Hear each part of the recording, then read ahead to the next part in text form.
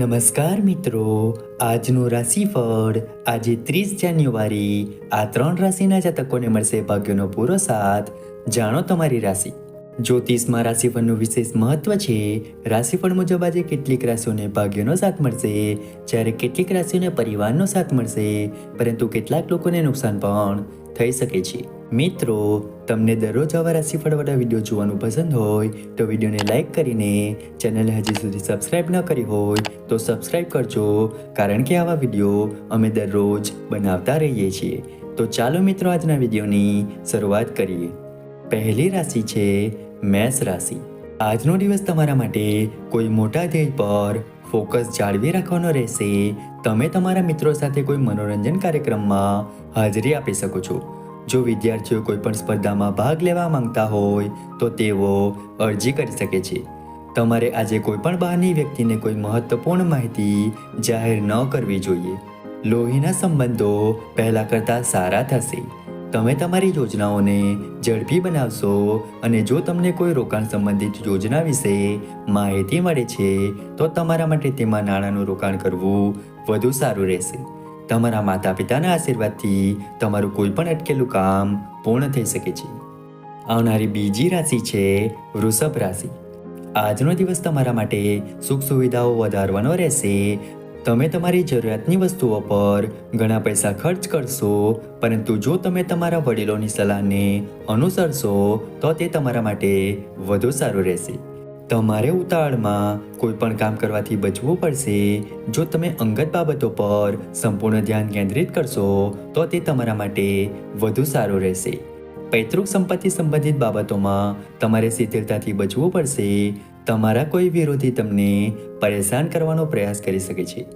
જો તમે નવું ઘર ખરીદવાનું વિચારી રહ્યા હોવ તો તમારી ઈચ્છા પૂરી થઈ શકે છે. આવનારી ત્રીજી રાશિ છે મિથુન રાશિ.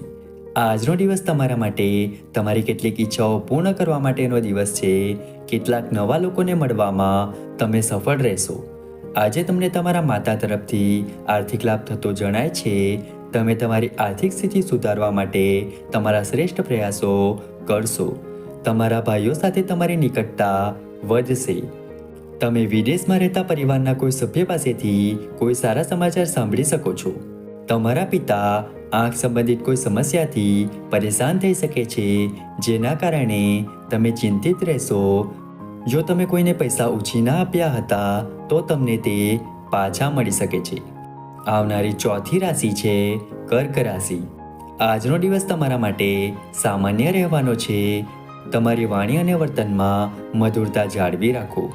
જો તમે કોઈને કોઈ વચન આપ્યું છે તો તેને પૂરો કરવાનો પૂરો પ્રયાસ કરશો. તમારા પ્રિયજનોને તમારામાં પૂરો વિશ્વાસ હશે. નોકરીમાં તમને પ્રમોશન મળવાની સંભાવના જણાય છે, પરંતુ તમારા કામમાં ઢીલ ન રાખો. તમે તમારા બાળકની કારકિર્દીને લગતો મહત્વપૂર્ણ નિર્ણય લઈ શકો છો, જે તમારા જીવનસાથી સાથે ચર્ચા કરશો તો તમારા માટે વધુ સારું રહેશે. તમે કોઈ જૂના મિત્રને મળવા જઈ શકો છો. આવનારી પાંચમી રાશિ છે સિંહ રાશિ. આજનો દિવસ તમારા માટે અન્ય દિવસો કરતાં સારો રહેવાનો છે. તમે જે પણ કાર્ય હાથ ધરશો તમને ભાગ્યનો પૂરો સાથ મળશે. તમારા માટે વ્યવસાયમાં ભાગીદાર બનવું વધુ સારું રહેશે. આ તમારા વ્યવસાયને વધુ વિસ્તૃત કરશે. તમે પરિવારના સભ્યો સાથે ક્યાંય બહાર ફરવા જવાની યોજના પણ બનાવી શકો છો, પરંતુ તમારે તમારી પારિવારિક સમસ્યાઓ સાથે મળીને હલ કરવાનો પ્રયાસ કરવો જોઈએ, નહીં તો તે તમારા સંબંધોમાં તિરાડ પેદા કરી શકે છે. કોઈ પણ કામ માટે બીજા પર નિર્ભર ન રહો. આવનારી છઠ્ઠી રાશિ છે કન્યા રાશિ. આજનો દિવસ તમારા માટે લેવડ દેવડના મામલામાં સાવધાની રાખવાનો રહેશે. ઘર કે દુકાન વગેરે ખરીદવાનું તમારા માટે સારું રહેશે. વિદેશમાં રહેતા પરિવારના કોઈ સભ્ય પાસેથી ફોન દ્વારા તમને કોઈ સારા સમાચાર સાંભળવા મળી શકે છે. તમને ધર્મદાના કાર્યોમાં ખૂબ જ રસ રહેશે, અને તમારે સંજોગો પર નિયંત્રણ જાળવી રાખવાનો પ્રયાસ કરવો પડશે. તમે તમારા ઘરની સજાવટ પર પણ સંપૂર્ણ ધ્યાન આપશો. તમને પરિવારના કોઈ સભ્ય તરફથી આશ્ચર્યજનક ભેટ મળી શકે છે. તમારા માતા પિતાના આશીર્વાદથી તમારું કોઈ પણ અટકેલું કામ પૂર્ણ થઈ શકે છે. આવનારી સાતમી રાશિ છે તુલા રાશિ, વ્યવસાયમાં તેજી આવશે અને તમારે તમારી આવક વધારવા માટે તમારા શ્રેષ્ઠ પ્રયાસો કરવા પડશે. તમે તમારી આર્થિક સ્થિતિને લઈને થોડા ચિંતિત રહેશો અને આધ્યાત્મિકતામાં ખૂબ જ રસ લેશો. જો તમે સમજી વિચારીને કામ કરશો તો તે તમારા માટે વધુ સારું રહેશે. જો તમે કોઈ નવું કામ શરૂ કરવાનું વિચારી રહ્યા હોય તો તમારી ઈચ્છા પણ પૂરી થઈ શકે છે. તમે તમારા બાળકો માટે નવું વાહન ઘરે લાવી શકો છો. જો તમારા કોઈ મિત્ર સાથે કોઈ વિવાદ થઈ રહ્યો હોય તો તે તમારી સાથે સમાધાન કરવા આવી શકે છે. તમારે કેટલીક જૂની ભૂલોમાંથી પાઠ શીખવો પડશે. આવનારી 8મી રાશિ છે વૃશ્ચિક રાશિ.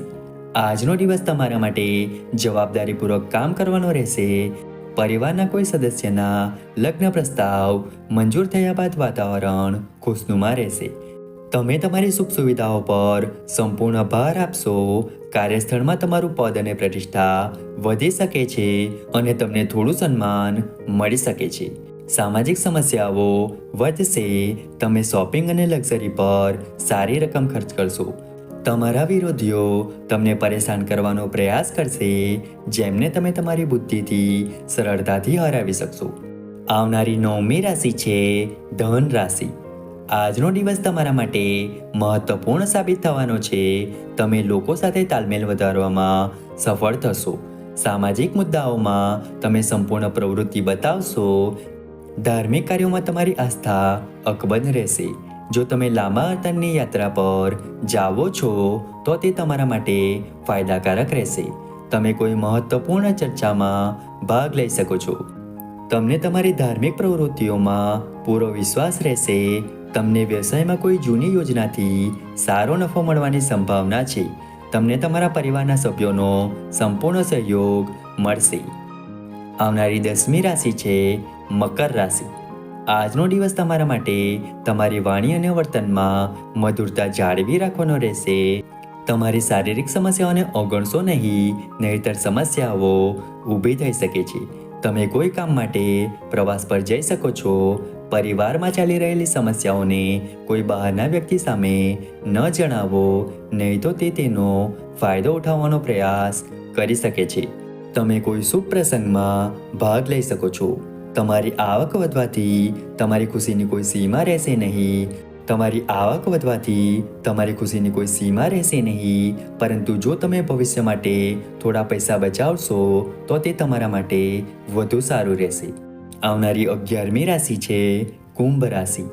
આજનો દિવસ તમારા માટે પ્રતિષ્ઠા અને સન્માનમાં વધારો લાવશે. સર્જનાત્મક પ્રયાસો તમારા માટે પહેલાં કરતાં વધુ સારા રહેશે. તમને એક કરતાં વધુ સ્ત્રોતોમાંથી આવક પ્રાપ્ત થશે. તમારી વ્યવસાયિક યોજના પૂર્ણ કરવા માટે ખૂબ જ ધ્યાન આપવું પડશે. આર્થિક યોજનાઓને પ્રોત્સાહન મળશે. પરસ્પર સહયોગની ભાવના તમારી અંદર રહેશે. તમારા કેટલાક નવા પ્રયત્નો ફળ આપશે અને તમારે લેણદેણમાં સાવધાની રાખવાની જરૂર છે. તમે તમારા બાળકો પાસેથી કેટલીક નિરાશાજનક માહિતી સાંભળી શકો છો. જો તમને કોઈ જૂના કામને લઈને કોઈ સમસ્યાનો સામનો કરવો પડી રહ્યો હતો તો તેનું સમાધાન થઈ શકે છે. આવનારી 12મી રાશિ છે મીન રાશિ. આજનો દિવસ તમારા માટે સામાન્ય રહેવાનો છે. જો તમે તમારા કામમાં ઉતાવળ કરશો તો તેનાથી તમને થોડું નુકસાન થઈ શકે છે. સામાજિક ક્ષેત્રે કામ કરતા લોકોએ પોતાના કામને પ્રાથમિકતા આપવી પડશે, નહીંતર સમસ્યાઓ ઊભી થઈ શકે છે. જો તમે તમારી આવક અને ખર્ચ માટે બજેટ તૈયાર કરશો તો તે તમારા માટે સારું રહેશે. તમને કેટલાક નવા કરારનો લાભ મળશે. તમે તમારી આર્થિક સ્થિતિને મજબૂત કરવાના પ્રયાસોમાં વ્યસ્ત રહેશો, જેમાં તમને ચોક્કસપણે સફળતા મળશે. તમારા અંદર રહેલી વધારાની ઉર્જાને કારણે તમે દરેક કામ કરવા માટે તૈયાર રહેશો. મિત્રો, આશા રાખીએ છીએ કે આજનું રાશિફળ તમને ગમ્યું હશે. વિડીયો ગમ્યો હોય તો વિડીયોને લાઈક કરીને ચેનલને સબસ્ક્રાઈબ અથવા ફોલો કરવાનું ભૂલતા નહીં. ચાલો મળીશું નવા વિડીયો સાથે. ત્યાં સુધી જય માતાજી.